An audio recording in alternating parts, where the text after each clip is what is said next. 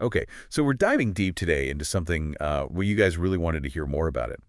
Back in 2005, Lisa Marie Presley sold, like, a huge chunk of Elvis Presley Enterprises, or EPE for short. Yeah, 85% of it to be exact. Really makes you think, doesn't it? Definitely. It's like, Yeah.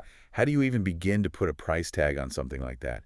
Elvis, Graceland, the whole legacy. Right. So our goal here is to go beyond the headlines. You send in some awesome articles and reports. Even some stuff from later lawsuits with Lisa Marie that kind of gives a peek at, like, her side of the story. Exactly. Multiple perspectives, which are always helpful. So hopefully by the end of this deep dive, we'll all understand the why behind this sale, what happened because of it, and maybe uncover some stuff about how family legacies, especially ones this big, survive in the world of modern business. Especially when you throw personal finances into the mix. Oh, yeah, big time. So to really understand what happened in 2005, we kind of got to go back a bit, right? Yeah, for sure. You can't talk about EPE without acknowledging the amazing job Priscilla Presley did after Elvis passed away. Yeah, they were in some pretty bad shape financially back then. Really rough. A lot of that stemmed from some, shall we say, less than favorable deals made back in the day. Looking at you, Colonel Tom Parker. Right, but Priscilla, she managed to turn things around. And that brilliant move to open Graceland to the public back in '82, game changer. Huge. By '93, EPE was estimated to be worth about $100 million. Hmm. Talk about a comeback story, and a real testament to the enduring power of, well, Elvis. Absolutely. Fast forward to the early 2000s, though, and things are a bit different. Yeah. EPE's bread and butter, Graceland tours, all the merchandise, the licensing deals, they were bringing in a solid $40 million a year. But it seemed like that growth had kind of plateaued. Right, not really going anywhere. And then there was the Elvis Presley's Memphis restaurant, which didn't really take off, did it? From what I read, it actually added to the debt they already had. Yeah, not a recipe for success. By this point, Lisa Marie's running things as the owner and chairperson. And what's interesting is that even then, there were already talks about maybe bringing in some outside investment. Yeah, the seeds were planted.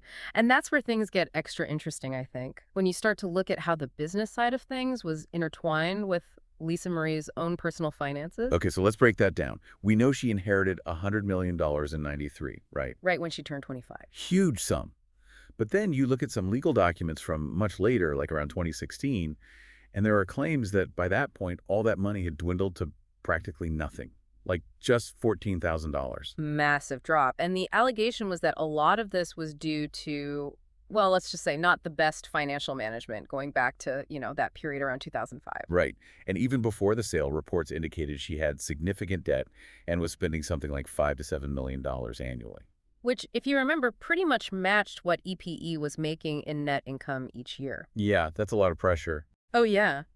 And just to add to the picture, her former business manager actually countersued, alleging that, well, Lisa Marie had a tendency to overspend. In fact, he claimed she had squandered her inheritance twice. Wow. It's a complicated story for sure. But the point is, when we zoom in on the 2005 sale, it reportedly helped clear over $20 million of her debt. Okay, so that's a big piece of the puzzle then, isn't it? It seems so, yeah. So in 2005, the buyer for 85% of EPE was CKX Inc. Am I saying that right? You got it. Led by a guy named Robert F.X. Silliman.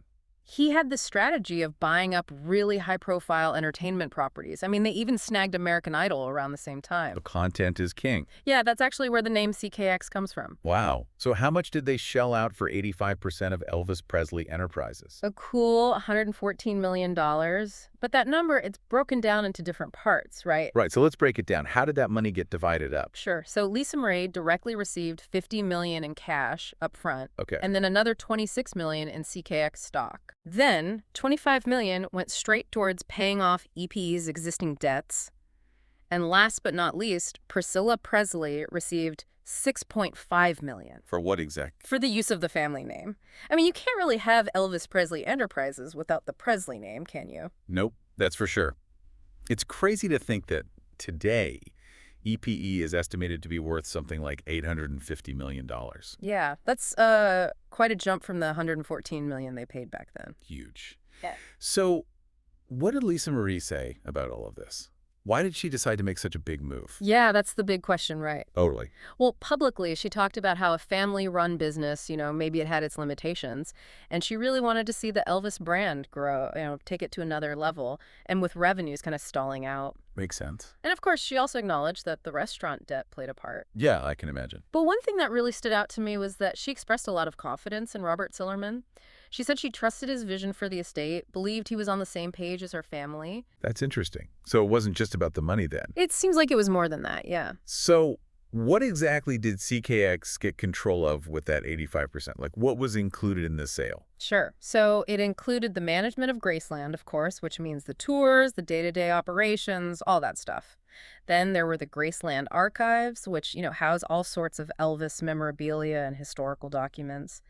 They also got the rights to use Elvis's likeness. Think about all the merchandise and endorsements out there. Yeah, that's a big one. And of course, they gained control over all the live events and tours that were associated with the Elvis brand. Wow. So pretty much everything. Well, not quite everything. Lisa Marie specifically held on to Graceland Mansion itself and the 13 acres surrounding it.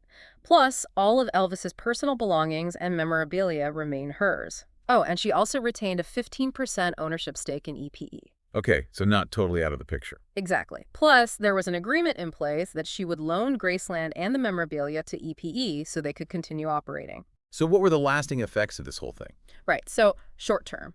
Immediate relief, $50 million in cash for Lisa Marie, over $20 million of her personal debt cleared, and $25 million of EPE debt gone. Yeah, a lot of financial stress, just poof, gone. Exactly. But long term, things get a little, complicated. Oh, so? Well, Lisa Marie later actually described the years after the sale as an 11-year odyssey to financial ruin. Wait, what? How did that happen? Well, for one thing, remember that CKX stock she received? It ended up becoming worthless after Core Media Group, the company that later bought CKX, went bankrupt. Ouch. Yeah.